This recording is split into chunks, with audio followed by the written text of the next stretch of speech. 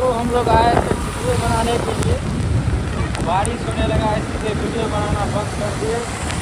देश में ही बनाए, सिर्फ वीडियो बनाने रास्ते का घर जो जा रहे हैं सीधा वीडियो बना रहे हैं। आप लोग देख सकते हैं कितना घना बारिश हो रहा है, मजबूरी में यही वीडियो बनाना पड़ा। आप देख सकते हैं रास्ता में कितना बारिश हो रहा है। ये है कल्याण रास्ता वाला।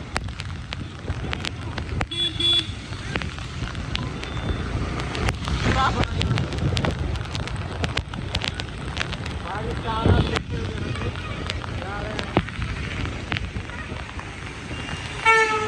ठीक बनल छै।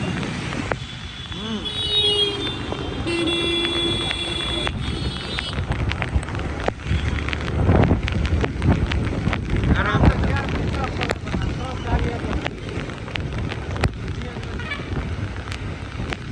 बंद कर दिए थे। रोक नहीं रखा, रोक नहीं।